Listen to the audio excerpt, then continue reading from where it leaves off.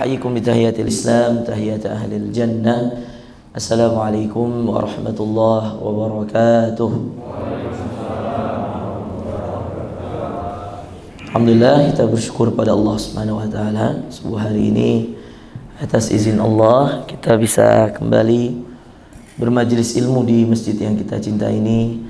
Salawat dan salam pada baginda kita Rasulullah sallallahu alaihi wasallam yang telah membawa kita dari sesuatu yang kita tidak ketahui menjadi sesuatu yang kita ketahui, yang akan menyelamatkan kita di hari yang kata Rasulullah sallallahu alaihi wasallam, hari yang tidak bermanfaat apapun kecuali amal-amal saleh manusia itu sendiri.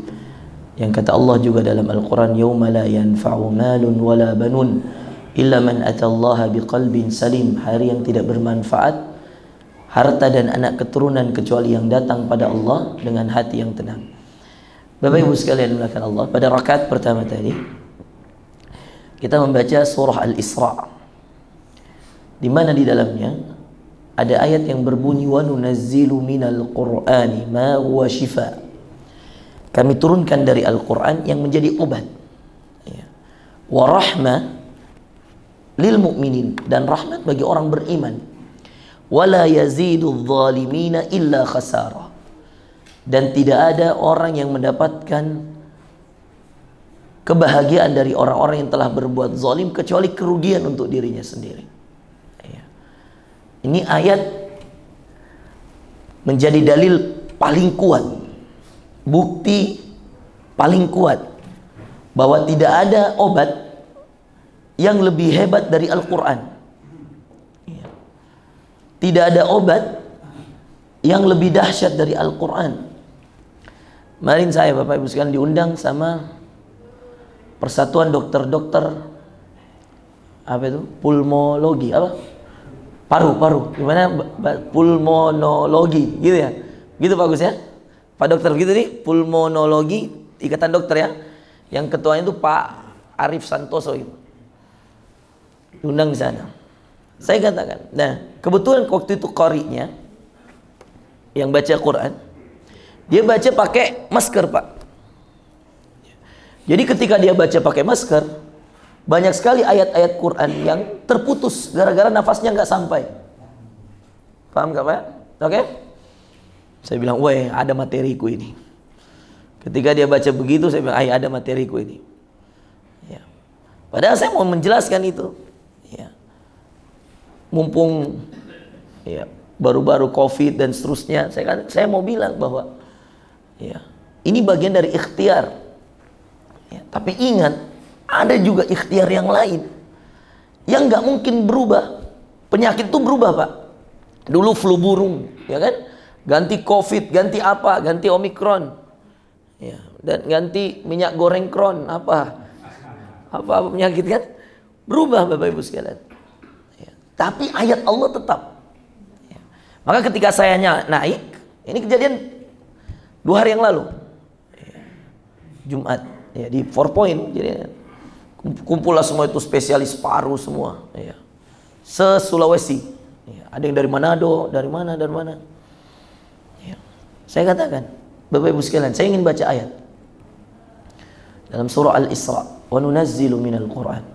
Baik kapan, Pak? Kalau kita buka juga ayat, jadi supaya enak juga kalau dilihat langsung. Mungkin bisa dibuka, Pak, surah Al-Isra. Ya. Wa nunazzilu minal Qur'ani ma huwa shifa. Ayat berapa itu? Ayat 80. Sebentar, saya cekkan.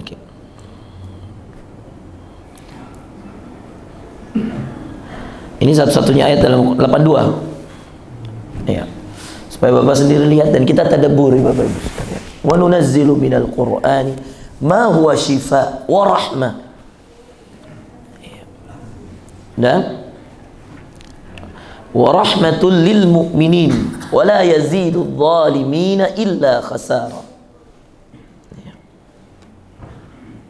Ketemu ya? Pak Mis ketemu? Nah, ada mic lagi nggak Pak Mis? Saya baca ayatnya, Bapak Mis baca terjemahannya supaya biar didengar dan mari kita tadabburi. Sudah Pak Mis? Oke. Okay. A'udzu billahi minasy syaithanir rajim. Wa nunazzilu minal Qur'an وننزل من القرآن ما هو شفاء ورحمة للمؤمنين ولا يزيد الظالمين إلا خسارا. Ya. Dan kami turunkan dari Al-Quran sesuatu yang menjadi obat atau penawar dan rahmat bagi orang yang beriman. Sedangkan bagi orang yang zalim, Al-Quran itu hanya akan menambah kerugian. Baik. Satu-satunya ayat, Bapak Ibu sekalian, Quran berbicara tentang kesehatan. Yang langsung Quran sebagai solusinya. Quran nggak pakai kalimat yang lain, Pak. Ini namanya nakirah dalam bahasa Arab. Tidak ada alif lamnya, Pak. Ma huwa syifa, bukan ma huwa asy-syifa. Perhatikan ya, cara membedakannya. Ustadz, apa bedanya Ustadz? Kadang-kadang ada kata ada alif lamnya dengan ada kata tidak ada alif lamnya. Contoh yang sederhana yang mungkin Bapak dan Ibu sekalian hafal. Inna ma'al usri yusra. Fa inna ma'al usri yusra. Inna ma'al usri yusra. Yang mana yang ada alif lamnya, Pak? Yang pertama atau yang kedua? Al-usr. Usrun itu bahasa Arab, artinya susah, sulit. Perhatikan ya, biar ngerti. Ini gampang sekali kaidahnya, Pak. Ambil saja surah ini, Al-Insyirah. Fa inna ma'al usri yusra. Inna ma'al usri yusra. Kalau kita terjemahkan, kalau orang awam menerjemahkan, biasanya dia bilang begini. Setelah kesulitan ada kemudahan. Padahal kalau kita mengikuti kaidah bahasa Arabnya, maka sesungguhnya bersama kesulitan yang terbatas banyak kemudahan. Itu yang benar. Karena dalam bahasa Arab, alif lam itu menunjukkan sesuatu pengkhususan, Pak. Saya katakan, dzalikal kitabu, itulah buku. Jelas buku apa yang saya mau itu. Yang itu loh, yang covernya merah di pojok sendiri paling atas. Besar sendiri, itu dzalikal kitab. Saya maunya itu. Kalau saya katakan, dzalika kitabu, itu buku. Buku yang mana?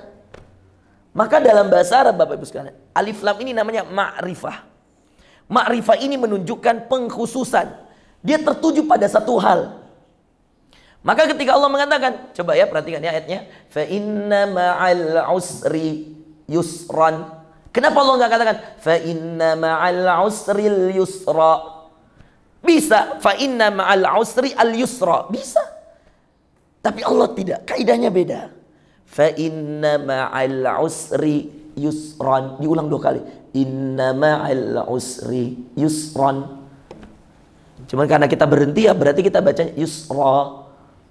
Kenapa Bapak sekalian? Karena yusran menunjukkan keluasan, gak jelas, banyak, gak tertentu. Al-us sedikit, jelas, satu. Kesulitan apa? Kesulitan kita. Ya. Apa kesulitannya?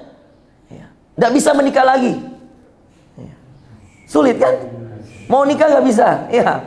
Kesulitannya itu Om Den. Apa kesulitannya? Mau haji nggak bisa haji. Apa kesulitan? Satu kan? Rata-rata coba sebutkan kesulitan masing-masing. Kalau disuruh sebutkan kesulitan masing-masing, terbatas Pak. Bener. Pasti ini kesulitan ini. Kesulitan saya ini, kesulitannya Pak Haji Agus ini, iya. Pak Agus direktur ini kesulitannya. Masing-masing ada kesulitannya Pak. Tapi kalau coba sebutkan nikmat. Rata-rata nikmat kita sama Pak. Bangun subuh aja udah nikmat bersama-sama ini. Bisa berjamaah subuh saya udah nikmat bersama-sama. Mau duduk majelis ilmu udah nikmat bersama-sama. Kita ngerti. Ya, ada pahala haji dan umroh kalau kita setelah ini sholat 2 rakaat. Ada pahala dikelilingi. Kita nikmat itu bisa kita sebutkan dan banyak Bapak Ibu sekalian. Tapi coba kesulitan terbatas. Karena tidak ada alif lamnya Pak. Makanya namanya dalam bahasa Arab nakirah. Kalau ada alif lamnya namanya ma'rifah. Kalau ada alif lam, nah subhanallah dalam ayat Al-Insyirah tadi, fa inna ma'a, Allah tidak katakan fa inna ba'da, sesungguhnya bersama. Allah tidak katakan sesungguhnya ba'da. Ba'da itu setelah. Makanya ada salat ba'diyah setelah. Ya tak? Allah tidak sebutkan bahwa sesungguhnya setelah kesulitan. Jadi enggak. ketika Anda diberi kesulitan, sudah ada banyak kemudahan. Cuman kita harus sadar bahwa kemudahan itu kadang-kadang bersamanya pas-pas sama-sama, atau setelahnya sedikit, atau setelah 50 tahun, atau seperti Zakaria yang setelah ratusan tahun baru dapat anak, atau seperti Nuh yang setelah 950 tahun baru kemudian disukseskan menyelamatkan kaumnya. Ini yang perlu difahami. Fa inna ma'al usri, bersama. Ya, ketahui ketika dapat ujian Bapak Ibu sekalian, bersamanya sudah banyak kemudahan. Cuman ini disuruh sabar nih. Ya, ma'al usri yusra. Jadi kalau ada orang yang diuji, Pak, ya, apapun ujiannya, banyak utangnya, tendernya gagal, banyak usahanya bangkrut, percaya kalau Anda masih taat, Anda masih rajin sholat, Anda rajin ngaji, Anda sedekah jalan, tapi kok ujiannya banyak, Ustadz. Ya, anak sering bermasalah di sekolah, bermasalah di sini, bermasalah. Mau nikahkan anak susah, mau ini susah, mau apa susah. Ya, utang banyak gak lunas-lunas, ya misal. Semuanya ini ujian yang sebenarnya kalau kita pahami ayat ini sudah banyak kemudahan bersamanya. Cuman kita disuruh sabar sedikit, sabar sedikit, sabar sedikit. Untuk apa sabarnya? Untuk apa sabarnya? Untuk mendapatkan ridhonya Allah. Allah menguji kita dengan itu. Memuliakan hambanya dengan itu, dengan musibah. Nah, coba lihat ya Bapak Ibu sekalian. Dalam ayat ini, wa nunazzilu minal Qur'an. Allah pakai alif lam di Al-Qur'an, betul gak? Allah tidak katakan wa nunazzilu min Qur'an. Kan bisa, kaidahnya bisa banget. Wa nunazzilu min Qur'an, bisa banget. Kami turunkan dari Al-Qur'an. Tapi ini pakai alif lam, Pak. Wa nunazzilu minal Qur'an. Artinya apa tadi kalau ada alif lamnya? Khusus. Terbatas. Satu. Sedikit. Seakan Allah ingin mengatakan satu aja solusinya itu. Wa nunazzilu minal Qur'an. Kami turunkan dari Al-Quran. Yang ini saja. Mana yang ini? Dzalikal kitabu la raib. Itulah Alkitab. Alkitab pakai alif lam juga. Alif lam mim. Dzalika Alkitab. Bukan, Allah tidak mengatakan dzalika kitabun. Tidak katakan itu. Tapi Allah katakan dzalikal kitabu. Kenapa? Satu saja sebenarnya. Ini aja jadi pedoman Bapak Ibu sekalian. Ketika Allah bercerita syahrul Ramadan alladzi unzila fihil Qur'an. Ada alif lamnya lagi. Fihil Qur'an. Selalu terbatas, Pak. Karena cuma itu aja memang. Satu kitab aja nih. Jadikan rujukan. Selesai semua urusan. Satu kitab aja ini. Baca terus. Mau ujian baca. Mau apa saja baca. Ya. Mau ada tender yang diikuti. Mau menang. Baca dulu. Sehingga kalau menang alhamdulillah. Kalau enggak ya sudah ridha. Ya. Ada proyek mau dikerja. Baca dulu. Ini kitab satu saja. Nggak ada yang lain. Nggak ada saingannya. Nggak ada tandingannya. Alkitab. Al-Quran. Al-Dzikr. Alif Lam. Al-Furqan. Alif Lam. Nama-nama lain Al-Quran itu semua pakai alif lam Bapak Ibu sekalian. Ya. Untuk apa? Merujuk padanya. Nah unik nih. Ketika Allah mengatakan wa nunazzilu minal Qur'an. Allah katakan ma huwa shifa. Nggak ada alif lamnya. Mestinya ma huwa asy-shifa. Pernah lihat madu asy-shifa? Ada alif lamnya tuh? Ini nggak ada. Ma huwa shifa. Kira-kira tadi kalau kita terjemahkan seperti yang saya ajar tadi, kira-kira gimana itu? Ya. Bagaimana? Sudah mulai tangkep nggak? Kalau tadi fa inna ma'al usri yusran. Ya, yusrannya nggak ada alif lam. Sekarang Al-Qur'annya pakai alif lam, shifanya nggak pakai alif lam. Gimana kira-kira Om Dan itu? Kok kaget? Jangan kaget Om Dan. Ya. Supaya nak dengar istri tak di sebelah ya. Gimana kira-kira Pak? Siapa yang mau jawab coba? Wa nunazzilu minal Qur'an ma huwa shifaa'un wa rahmatun. Gak ada semua alif lamnya. Padahal bisa saja Allah mengatakan asy-syifa ar-rahmah. Bisa. Kira-kira bagaimana tadi? Kalau sesuai dengan yang kita pelajari yang barusan saya ajarkan dari fa inna ma'al usri yusran. Usrun kesulitan, yusrun kemudahan, tapi al-us kesulitan pakai alif lam. Al-yus tidak pakai alif lam, jadi yusron. Sekarang Al-Qur'annya alif lam, syifa obat dan penawar, tidak pakai alif lam. Terus rahmah tidak pakai alif lam. Nah, kira-kira gimana itu, Pak? Pak Suntoro sudah bisa? Coba kasih mic. Nah, gimana Pak Suntoro? Apa yang Pak Suntoro pahami? Nah, kalau Al-Qur'annya kenapa pakai alif lam, syifanya tidak? Gimana kira-kira? Kami turunkan Al-Qur'an, ya. Kalau asyifa itu mungkin hanya untuk beberapa satu penyakit, tapi kalau syifa untuk segala penyakit. Semua penyakit. Terus kalau rahmah, kenapa tidak ada alif lamnya? Sama. Rahmah di situ apa tadi terjemahnya Pak Mis? Rahmat ya rahmat ya. Tidak ada alif lamnya juga toh? Tidak ada, ya kan? Nah, ini yang benar nih. Ketika kemudian Allah berbicara tentang Quran, Qurannya satu, Al-Quran. Tapi ketika apa yang disembuhkan dari Quran itu semua. Ini kejadian di Bekasi, Pak. Ya. Saya ngisi manasik haji salah satu travel di Jakarta. Di Hotel Sofyan di Tebet. Yang sakit ini salah satu jamaah. Waktu itu cuma 20 orang ONH plus. Saya ceramah kejadian 2017 atau 2018, saya kurang ingat. Habis ceramah, suami istri datang, Pak. Lalu kemudian nangis. Wih, kaget saya. Ustaz, ya, ingin cerita Ustaz sedikit. Baik. Dia ceritalah, Ustaz, istri saya ini sudah sekitar 3 tahun Ustaz, ya, mengobati penyakitnya.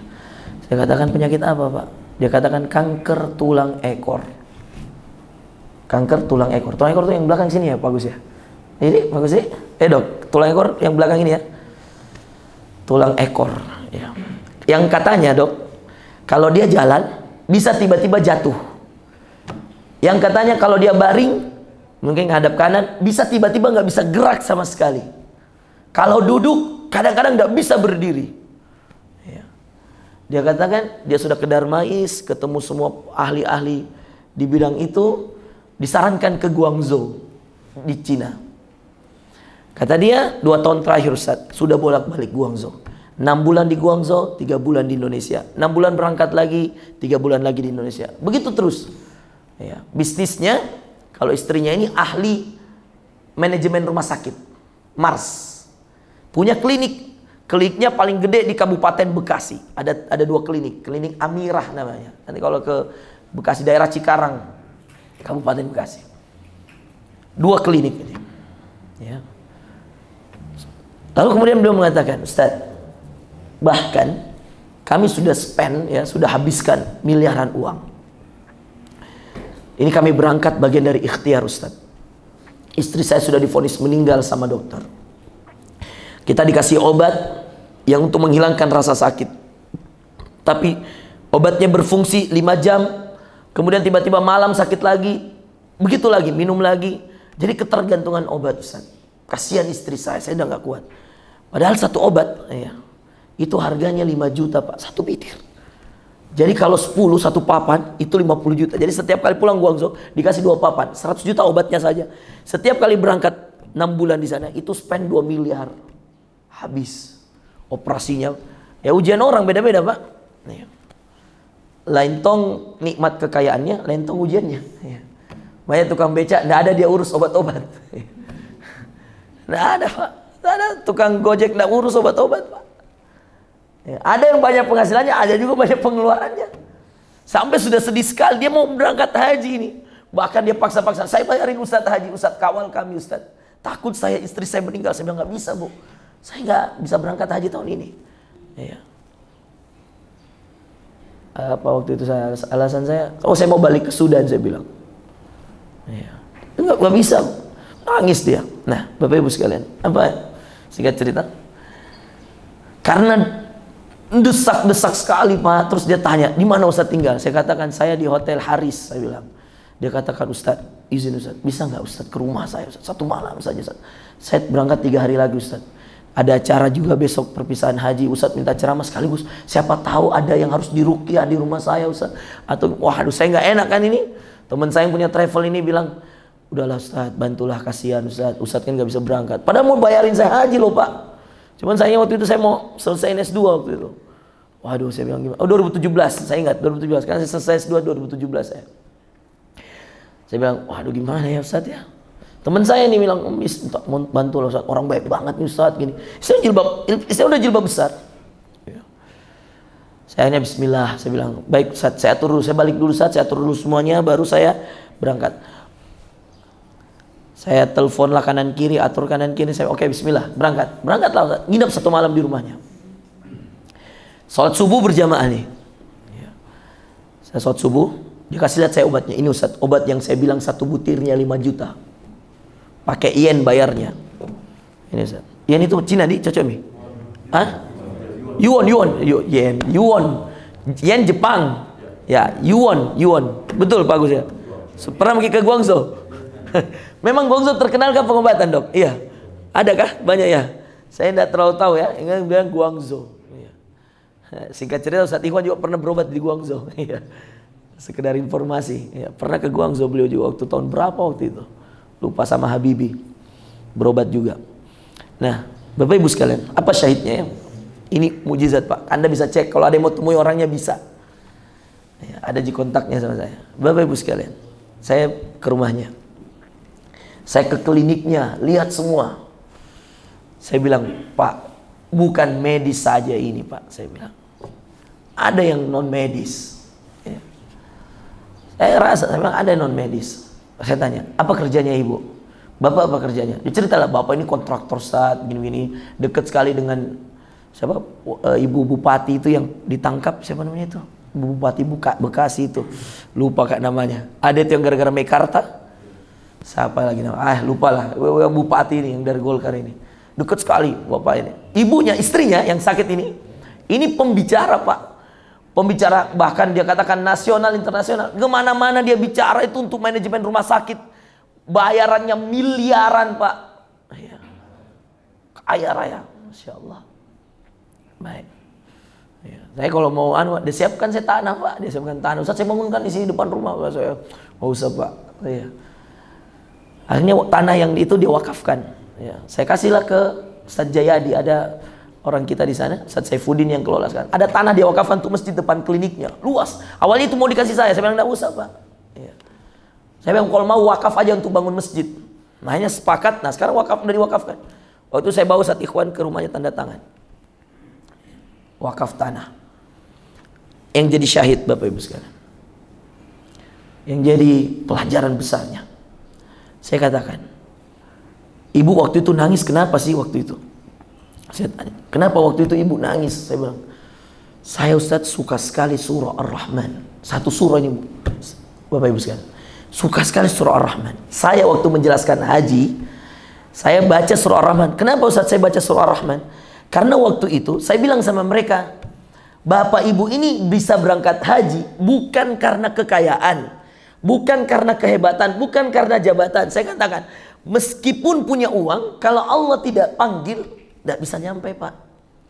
Meskipun punya harta, kalau Allah nggak panggil, belum panggilan, nggak bakal nyampe.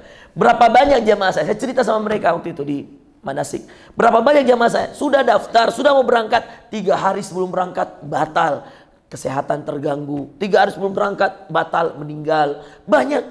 Saya katakan, kalaupun nanti Anda berangkat, percaya saya ingin kalian menyandarkan kepada Allah bahwa nanti kalau sampai di sana dan sudah melaksanakan ibadah haji, bukan karena kehebatan, bukan karena kepintaran, bukan karena kekayaan, tapi karena kasih sayang Allah. Saya bacalah Ar-Rahman, Allah itu Maha Penyayang. Allamal Quran, dia mengajarkan Al-Quran. Khalaqal insan, dia yang menciptakan manusia. Allamahul bayan, allamahul bayan, dia yang memberikan penjelasan-penjelasan, termasuk penjelasan bagaimana Anda beribadah. Wah, saya bacalah itu ayat, menangislah ini ibu. Nah, dia bilang karena saya suka sekali ini Ar-Rahman. Baru saya kasih solusi Pak. Saya bilang, mau ndak Bu dengar saya? Mau Ustaz? Saya bilang, mau nggak terapi dengan Quran? Mau Ustaz? Saya katakan, saya bukakan ayat ini, wa nunazzilu minal Qur'ani ma huwa syifa. Saya juga enggak tahu apa obatnya Pak. Ini kanker tulangnya Quran, enggak tahu juga saya apa obatnya. Tapi keyakinan saya saja yang kuat waktu itu. Saya bilang, tidak mungkin ini ayat salah. Dan saya waktu itu bertawassul sama Allah. Saya bilang, ya Allah, saya ini musafir. Ya. Saya kan safar Pak waktu itu. Saya ini musafir. Saya talibul ilm. Saya penuntut ilmu. Doanya mustajab. Saya bertawassul sama Allah. Ya Allah, atas izinmu pertunjukkan padaku ya Allah kehebatan ayat ini ya Allah pada orang ini. Saya cuma beberapa kali doa dengan itu Pak. Karena kan di rumahnya saya kasihan sekali. Kadang-kadang dia teriak-teriak Pak. Bayangkan saya lihat itu dia teriak-teriak. Maka saya bilang, ya Allah, saya bertawassul ya Allah, bantu orang ini ya Allah, pertunjukkan kehebatanmu dengan ayat ini. Wa nunazzilu minal qur'ani ma huwa syifa. Kami turunkan dari Al-Qur'an obat penawar. Tidak pakai alif lam, berarti saya boleh terjemahkan wa nunazzilu minal qur'an. Saya turunkan dari Al-Qur'an yang ini, yang jelas, ma huwa syifa, sebagai obat bagi seluruh penyakit. Itu keyakinan saya. Karena tidak ada alif lamnya Pak. Dalam ilmu kaidah Al-Quran, dalam tafsir, ini bisa kita terjemahkan ma huwa syifa, semua penyakit. Maka dia mulai, saya bilang, gimana caranya Ustaz? Saya bilang, setiap sakit baca Ar-Rahman yang Anda suka. Ya, baik. Dia buka, setiap sakit, setiap kambuh, jangan minum obatnya. Saya bilang, jangan minum obat. Sehingga Anda tidak bergantung lagi pada kehebatan ilmu manusia. Saya mau Anda bergantung sama kehebatan Quran milik Allah. Setiap sakit, Ar-Rahman, 'allamal Qur'an, khalaqal insan, 'allamahul bayan, asy-syamsu wal qamaru bihusban. Saya bilang, setiap sakit baca Ar-Rahman. Kalau dalam keadaan yang sakit parah dan tidak pegang Quran, ibu cuma hafal 3 ayat pertama atau 4 ayat pertama, itu sudah cukup. Saya bilang, Ar-Rahman, nama yang paling Allah suka ibu, saya bilang. Setelah Allah, Ar-Rahman. Diikutkan di setiap surahnya, kecuali At-Taubah. Karena berbicara tentang perang tentunya. Allah tidak mau namanya Ar-Rahman yang maha pengasih, Ar-Rahim yang maha penyayang, ikut pada hal-hal yang ada pertumpahan darah. At-Taubah isinya sebagian besar pertumpahan darah, peperangan. Makanya nggak ada bismillah di sebelumnya. A'udzu billahi minasyaitonir rajim, bara'atun minallahi wa rasulih. Langsung nggak ada bismillah nih kalau baca At-Taubah ya, Bapak Ibu sekalian. Dia baca Pak. Apa yang terjadi Pak? Subhanallah. Ini sampai sekarang ini Masya Allah. Ya. Dia katakan, Ustadz, perubahannya luar biasa. Ketika haji selesai Pak, padahal beratnya itu ibadah haji. Kata suaminya, istri saya kayak seger sekali Ustadz. Nggak ada sakit-sakitnya, nggak pernah kelihatan kayak dia merasa kesakitan. Setiap kali dia sakit, Ar-Rahman, 'allamal Qur'an, khalaqal insan. Mau kemudian dia tidur, sulit bangun. Ar-Rahman, 'allamal Qur'an, khalaqal insan, 'allamahul bayan. Itu terus dibaca Bapak Ibu sekalian. Sampai setiap kali dia merasa kesulitan, kesakitan, dia baca itu ayat. Ya. Saya katakan, Bu, bukan karena saya, tapi karena ayat Allah. Dan ayat Allah ini adalah pemiliknya yang menguasai langit dan bumi, yang mengatakan bahwa setiap penyakit ada obatnya. Rasulullah SAW mengatakan setiap penyakit likulli da'in dawa. Setiap penyakit ada obatnya. Dan Allah yang mengatakan kami turunkan dari Al-Quran obat, penawar, penyembuh. Syifa itu obat, penawar, penyembuh, semua syifa, warahmah, dan ditambah rahmatnya. Apa rahmatnya Bapak Ibu sekalian? Kliniknya nambah cabang Pak. Sempat stres, uang habis untuk berobat. Bayangin kalau sekali berangkat 2M. Malah setelah dia wakaf tanah, setelah dia kembali ke Quran, saya diundang lagi Pak. Waktu kemudian saya di Jakarta, dia WA lagi baru-baru 2021 kemarin. Dia bilang, Ustadz mampirlah ke sini, tengok-tengok kami. Oh iya baik-baik. Datang, tapi nggak nginep. Udah nambah cabang aja kliniknya. Subhanallah. Coba lihat. Itulah rahmah. Rahmat itu rezeki, rahmat itu kesehatan, rahmat itu kasih sayang Allah, rahmat itu diberikan teman-teman soleh, dipertemukan orang soleh, itu semua rahmat. Dan lagi-lagi tidak ada alif lamnya. Coba, lagi-lagi tidak pakai alif lam. Berarti luas sekali rahmat Allah. Kadang-kadang bahkan dari ujian kita itu sudah terselip banyak rahmat Allah. Gimana cara saya bilang? Saya bilang, Pak, di balik penyakitnya ibu ada pertemuan dengan saya. Di balik pertemuan dengan saya ada nasihat tentang Quran. Jadi bukan wasilahnya cuma saya Pak, saya cuma wasilah, perantara. Tapi Allah ingin mengutus saya nginep di rumah bapak untuk wasilah ini, Quran ini. Saya cerita itu sama beliau. Jadi saya katakan, andaikan istri tidak sakit, mungkin bapak akan hidup seperti itu terus. Iya Ustaz. Nangis bapaknya, nangis. Dia katakan, iya Ustaz, saya semenjak istri sakit, saya sudah berhenti melakukan semua maksiat. Oh, dia cerita lah Pak, banyaklah maksiat dosa yang dia cerita. Saya tidak usah sebut. Ya. Andai istri tidak sakit, Ustaz, mungkin saya nggak rajin ngaji, nggak ini, nggak mungkin. Wah, banyaklah perintah-perintah Allah ditinggalkan. Saya bilang, subhanallah, lihat itu. Cara Allah masih mau perbaikan. Divonis meninggal 6 bulan. Sekarang sudah 5 tahun. Berapa tahun? 2017, 18, 19, 20, 21, 22. 5 tahun Pak. Coba bayangkan. 5 anaknya. Masya Allah. Iya. Nah, barulah saya ajar tambahan. Zikir pagi petang. Saya katakan, istri bapak ini bisa jadi kena ain. Saya bilang. Ya. Pak, antum tahu Bapak Ibu sekalian, di sini banyak orang hebat nih. Termasuk ya, kita semua ini harus banyak berlindung Bapak Ibu sekalian. Kata Rasulullah, perhatikan ya Bapak Ibu. Rasul mengatakan, al-ainu haq. Ain itu nyata. Ain itu mata Pak. Terus al-ain itu penyakit yang bersumber dari mata. Matanya siapa? Matanya orang. Inilah masalah Pak. Matanya orang bisa jadi penyebab bagi kita. Padahal yang melihat orang, namanya penyakit ya, al-ain. Perhatikan ya. Termasuk untuk anak-anak kita jaga dari penyakit ini. Al-ainu haq. Dalam hadis Rasulullah SAW menyebutkan, kalau ada sesuatu yang bisa mendahului takdir, maka itu ain. Coba. Takdir bisa didahului dengan penyakit ini Pak. Penyakit apa namanya? Ain. Tahu enggak penyakit ain itu? Ini misal, ada orang, Masya Allah, ya, mungkin bagi orang lain, oh hebat sekali ini orang, pintar sekali, ini sekali, ini sekali, ya, Masya Allah. Lalu orang yang melihat, memandangnya dengan pandangan iri, hasad, dan ingin seperti dia, tetapi tidak mendoakan dia. Kata bahkan sebagian ulama mengatakan, lupa saja, ada orang khilaf saja, meskipun niatnya baik, khilaf saja, dia lihat dia puji dan lupa saja bilang, Masya Allah, selesai, kena ain. Kalau kisah Qur'annya di mana? Penyakit ain itu kisah Qur'annya di mana? Kisah Qur'annya di Al-Kahfi, yang Pak Arianto pernah store sama saya. Pak Anto ya toh? Insya Allah. Selesai mitawah. Pak Samri setengah lagi. Ya. Ya. Anda tahu Bapak Ibu sekalian, kisah dalam Al-Kahfi kan 4 Pak. Kisah Ashabul Kahfi, ujian agama. Kisah pemilik kebun, ujian harta. Kisah 2 pemilik kebun ini.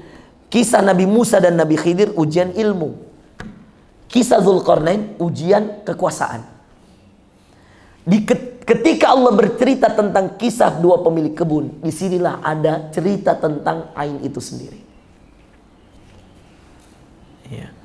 Laula idh dakhalta jannataka qulta ma syaa Allah la quwwata illa billah in tarani ana aqalla minka malan wa walada. Kata Allah dalam cerita ini, laula, dia nasihati temannya yang kemarin kebunnya masih penuh dengan buah-buahan, yang kemarin kebunnya Masya Allah semua orang iri padanya, tapi orang ini lupa ketika memuji kebunnya sendiri, memuji dirinya sendiri, lupa mengatakan Masya Allah. Dan banyak orang lewat lupa mengatakan Masya Allah, memuji, melihat, masuk di hati, tapi tidak mengatakan Masya Allah. Sebagian ulama mengatakan, bahkan kalau ada orang yang sekedar melihat dan dia lupa mengatakan Masya Allah, maka bisa kena ain. Kemungkinan terjadi ainnya masih bisa.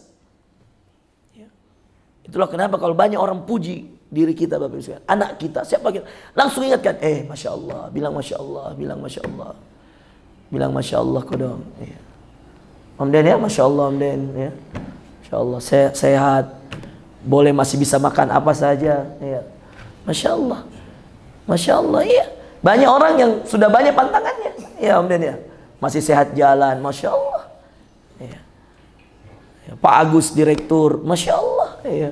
Harus bilang Masya Allah Pak. Jangan sampai ya, kita lupa ini ya.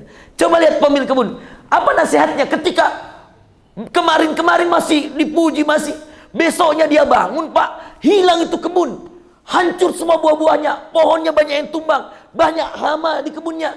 Apa kata nasihat temannya? Laula, andai dulu, andai kemarin-kemarin, idzakhalta jannatak, ketika setiap kali kau masuk ke kebunmu, qulta masya Allah, qulta, kamu apa sih sulitnya bilang Masya Allah, la quwwata illa billah. Ini kalimat bagi orang yang punya.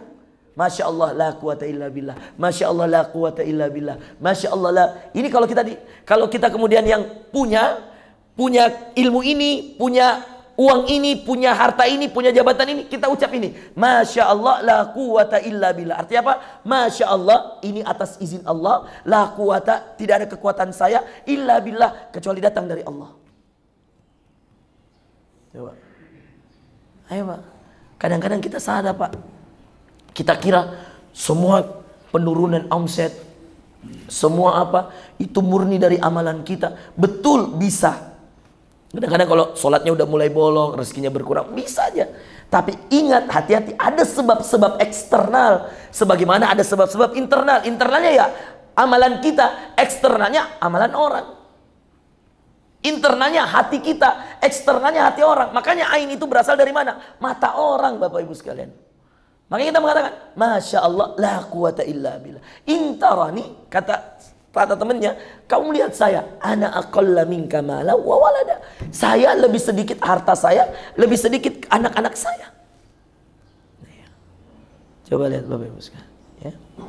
Nah, makanya waktu itu saya anjurkan kepada ibu ini, pada bapaknya dan semua anak-anaknya. Saya bilang, ini sudah kena. Bagi saya ini sudah masuk ain. Aneh sakit ini. Maka saya katakan sama mereka, saya bilang, bacakan zikir pagi, bacakan zikir petang. Saya bilang, kalau perlu wajibkan diri. Seperti mana mewajibkan diri untuk sholat 5 waktu, wajibkan diri Pak untuk zikir pagi petang Pak. Ya. Kalau ada yang mau saya nasihati pada pagi ini, inilah Bapak Ibu sekalian. 2 hal yang menjadi obat sepanjang zaman. Apa itu? Obat pertama Al-Quran, obat kedua zikrullah, berzikir. Dan Rasulullah merutinkan zikir paginya dan petangnya. Kenapa Pak? Kenapa selalu banyak dalam ayat Al-Quran bukrata wa asyiya, pagi dan petang, pagi dan petang, azkarus sabah wal masa. Ya. Kenapa ada pagi dan petang? Kenapa pagi dan petang Pak? Pagi, perhatikan ya. Pagi adalah waktu yang diberkahi untuk memulai aktivitas kita. Makanya Allah mengatakan waja'alnal laila libasa. Kami jadikan malam istirahat. Mau bangun pagi, waja'alnan nahara ma'asya. Kami jadikan paginya, siangnya untuk mencari kehidupan. Ketika Anda mau memulai mencari kehidupan, mulailah dengan Quran, mulailah dengan zikir pagi ini. Untuk apa? Mencari keberkahan. Untuk apa zikir pagi? Sebagian ulama mengatakan tujuan utamanya mencari keberkahan. Sekarang untuk apa zikir petang? Mencari perlindungan. Pagi keberkahan, sore perlindungan. Kenapa perlindungan? Pernah dengar hadis? Kata Rasulullah SAW, ketika datang azan maghrib, suruhlah anak-anakmu masuk rumah. Kenapa Pak? Karena syaitan bertebaran, menyebar, keluar di waktu maghrib Pak. Makanya lihat Pak, maksiat zina, maksiat narkoba, maksiat banyaknya di malam atau di pagi Pak. Malam ini Pak. Sholat terberat untuk orang munafik di mana Pak? 2 Pak. Isya dan subuh. Ini malam, masih malam semua. Pergantian malam dan pagi inilah subuh. Berat bagi mereka ini. Karena bagi mereka malam itu kenikmatan untuk maksiat. Maka keberkahan dicari di waktu pagi, perlindungan waktu sore. Maka orang yang sudah sholat asar baca zikir petang, insya Allah dijaga Bapak Ibu sekalian. Dan kalau misal Pak, Anak-anak kita kalau masih kecil belum terlalu ngerti, Anda niatkanlah untuk Anda dan seluruh keluarga. Ya kalau punya istri telepon, jangan lupa baca zikir petang. Ya. Ini bagian daripada perlindungan. Jadi pagi cari keberkahan, mulai dengan Quran dan zikir pagi. Sore cari perlindungan. Dan dari itu semua kita bisa mengerti Bapak Ibu sekalian, bahwa ingat, dalam kehidupan ini tidak ada yang tidak bisa diselesaikan oleh Allah. Hadis Rasulullah sangat jelas, likulli da'in dawa. Setiap penyakit ada obatnya. Dan obat dari semua penyakit kalau kita rujuk kembali kepada Quran adalah Al-Quran itu sendiri. Ya, jadi mudah-mudahan ya, Al-Isra ayat 82, wa rahmatul lil mu'minin, dan rahmat bagi orang beriman. Obat, penawar dan rahmat, dua-duanya tidak pakai alif lam, menandakan luasnya dengan Quran itu. Mumpung Ramadan Pak, terakhir. Satu-satunya Pak ayat dalam Quran, Anda boleh cari di mana saja. Cari ketik di Google, cari di Al-Quran tak buka. Satu-satunya kata Ramadan dalam Al-Quran hanya ada pada Al-Baqarah 185. Dan satu-satunya kalimat Ramadan dalam Quran ini hanya bercerita tentang Quran itu sendiri. Syahrul Ramadan, kata Allah, bulan Ramadan. Syahrul Ramadan alladzi unzila fihi al-Quran. Bulan Ramadan adalah bulan diturunkannya Al-Quran. Hudal linnas, petunjuk bagi manusia. Wa bayyinat, penjelasan bagi manusia. Ya. Minal huda wal furqan, daripada petunjuk-petunjuk yang ada. Dan al-furqan, dia pembeda yang hak dan yang batil. Nanti silakan Bapak Ibu sekalian kalau ada waktu tadabbur itu ayat yang berkaitan dengan ya Ramadan. Jadi kalau Anda ketik ya, misalnya sini saya ketikkan misalnya saya punya aplikasi Quran nih, yang kalau diketik kata keluar semua ayat. Ya, saya tulis kalimat Ramadan di atas. Hanya satu ayat yang keluar Pak. Ya, hanya satu ayat. Satu-satunya kata Ramadan dalam Quran hanya di ayat ini. Ya. 185 Al-Baqarah, nggak ada yang lain. Nah, berbicara tentang apa Ramadan itu? Berbicara tentang Quran. Karena berbagai sebab. Sebab pertamanya karena Al-Quran hanya turun pada bulan Ramadan.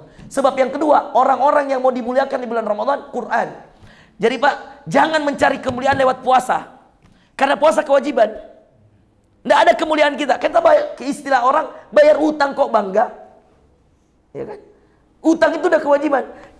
Yang hebat, kalau Anda bersedekah. Bayar utang kan kewajiban, emang harus dibayar Pak. Tapi subhanallah, yang menjadi syahid adalah ketika Anda mampu bersedekah. Nah, Ramadan itu nggak mulia karena puasa-puasa kita. Perhatikan. Bukan karena puasa saya, bukan karena puasanya seluruh umat Islam, maka Ramadannya jadi mulia. Oh enggak Pak, Ramadan jadi mulia karena turunnya Quran. Quran lebih dulu turun, baru perintah puasa. Maka karena Qurannya turun di bulan ini, jadi mulia. Yang bawanya malaikat Jibril, maka malaikat termulia. Turunnya di Mekah dan di Madinah, menjadi tempat paling mulia. Semua gara-gara Quran. Quran punya siapa? Perkataan siapa? Petunjuk dari siapa? Dari Allah. Maka kembali pada Quran. Maka mumpung bulan Ramadan, mari lazimkan Quran. Dia bisa jadi obat, jadi rahmat, mencegah ain, dan segala sesuatu yang berkaitan dengan kehidupan kita. Wala yazidul zalimina illa khasar. Penutupnya, dan tidak akan bertambah orang yang zalim kepada Quran. Tahu nggak orang yang zalim pada Quran dalam ayat ini? Orang yang tahu manfaat Quran dan tidak mau pernah baca Pak. Tidak pernah mau baca. Itulah orang zalim pada Quran. Dan setiap orang yang zalim pada Quran, dia rugi pada dirinya sendiri. Na'udzubillah. Apapun profesi kita Pak, ya, apapun jabatan kita, apapun tugas kita, saya ajarkan, saya anjurkan kembalilah pada Quran. Nggak ada orang yang tidak mulia gara-gara Quran. Nggak ada yang akan bangkrut gara-gara Quran. Nggak mungkin. Setiap kali Anda luangkan waktu untuk Quran, percaya sama saya, semakin berkah hidup kita. Setiap kali kita luangkan waktu untuk Quran, semakin terjaga diri kita, dilindungi oleh Allah Azza wa Jalla. Maka tadi Quran dan zikir pagi dan petang. Saya kira itu Bapak Ibu sekalian yang bisa saya sampaikan pada kesempatan hari ini. Al-Isra ayat 82, Al-Baqarah ayat 185. Satu-satunya yang berkaitan dengan Ramadan, Allah ceritakan berkaitan dengan Quran itu sendiri. Subhanakallahumma bihamdik, asyhadu an la ilaha illa anta, astaghfiruka wa atubu ilaik. Assalamualaikum warahmatullahi wabarakatuh. Waalaikumsalam warahmatullahi wabarakatuh. Insyaallah